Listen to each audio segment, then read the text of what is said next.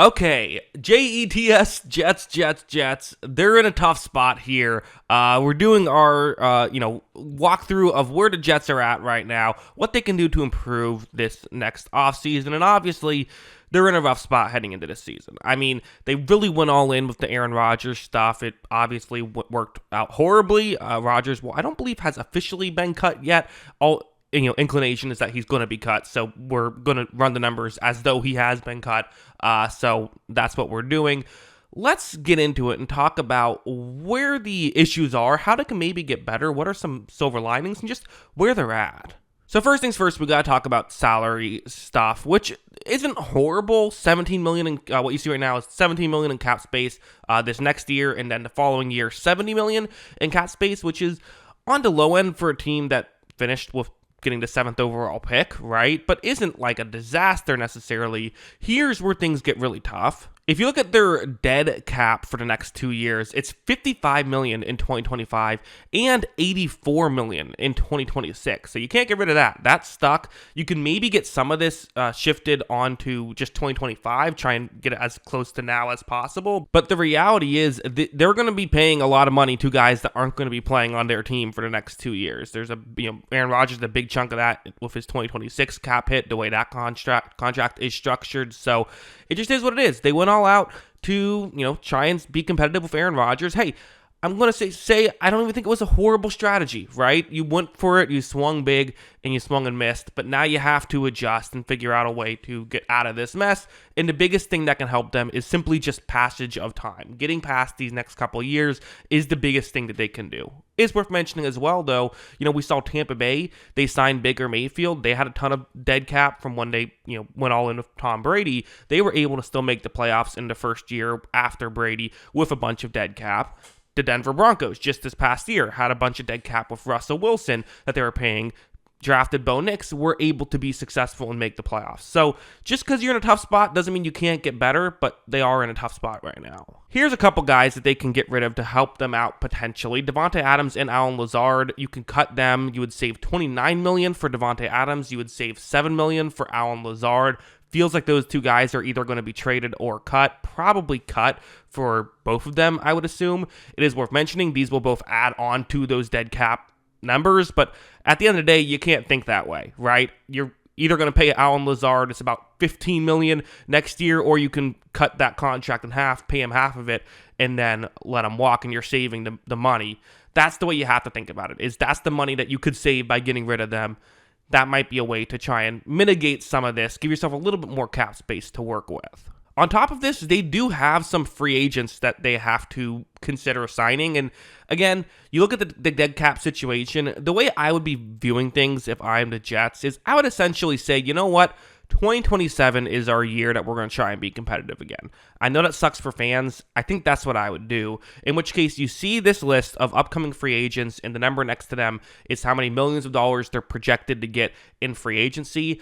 I think I asked myself the question, are you still going to help us out 3 years from now? If the answer is no, it's probably time to let some of these guys go. And I think like for Tyron Smith and Morgan Moses, I think you let those guys go. I think you let Hassan Reddick walk. It didn't really work out too well with the Jets anyway. DJ Reed is the one guy that it would suck to lose. And at the end of the day, even if you want to rebuild, you don't want to just let talent walk out the door too much, right? So some tough decisions, but these are all guys who could get contracts elsewhere and could be guys that have to replace. If you look at their PFF grades for specific positional categories, you see that while it was underwhelming, they're also not completely devoid of talent. A lot of mediocre grades throughout here, including passing. Aaron Rodgers, for all his faults, was not a horrible thrower of the football last year, but they could probably use another receiver. They could, I think the offensive line is fine. Your PFF grades back that up. I don't think that was awful, but again, are you losing multiple tackles? Remains to be seen. Alu Fashanu could step up and be an everyday starter now, though, so you have that to look forward to. Running game was okay. Defense was definitely underwhelming once Robert Saleh left. And I think, one thing you have to wonder is just how well is the defense going to be? The Jets signed Aaron Glenn as their new head coach. He was a defensive coordinator for the Lions, so can he carry over and can he kind of get the defense back on track? Some of how the Jets can get better is simply just the players that played how they did in 2024, getting them to play that way again, or I should say, getting players to play in 2025 like how they played in 2023 instead of 2024. Sauce Gardner, a great example. Started off 2 amazing years, his first 2 years in the league. Third year took a step back. You want to see him step up, have another good season, as you're hoping he can be a cornerstone piece of this franchise. He was a bit underwhelming last year. That could be one just way you could get better.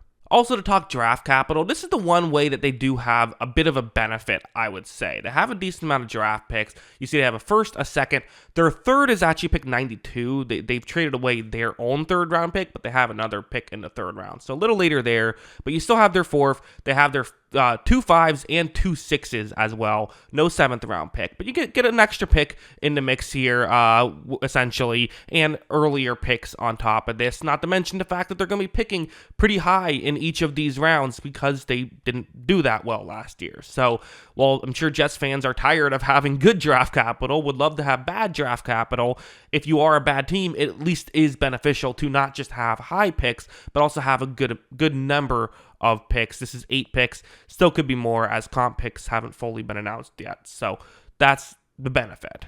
So that's their current situation. Now let's talk about where do we go from here. What would I do? And I've already kind of touched on it. I'm planning for the future. To be honest, I'm getting rid of, if I can get someone to trade for Adams or Lazard, I get someone to trade for him.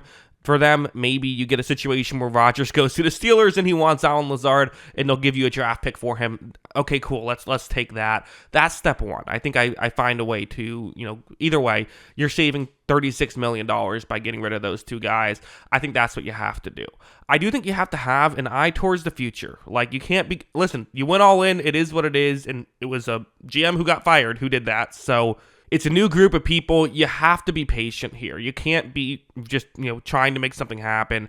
Obviously, anytime you don't have a quarterback, which they don't, that's going to be talked about. But really, I think there has to be an effort too of, we're probably not going to get a superstar quarterback. We don't have a top 2 draft pick. It's going to be difficult. Let's be okay maybe being bad. Maybe we tank this year, and then we have a rookie quarterback play on that 2026 year where there's $84 million in dead cap, similar to the Broncos of Bo Nix. Hopefully you can be better there, and then once, if that quarterback hits, then you can start to build for the future. To me, that's, I think, the mindset I currently have. It sucks. If you're a Jets fan, it sucks that you thought you could be a championship contender, and now after it, we're saying let's probably just tank and see if you can be better in the future. But again, as an organization, you can't think about, well, it would have been nice if Rodgers hit and you were great. It didn't happen. So you have to build for the future. You have to pay attention to that stuff. And if I'm the Jets, that's how I think I would handle all of this. But yeah, those are my thoughts. What are yours? Let me know in the comments below. Always love hearing from you. And of course, as always, thanks for watching.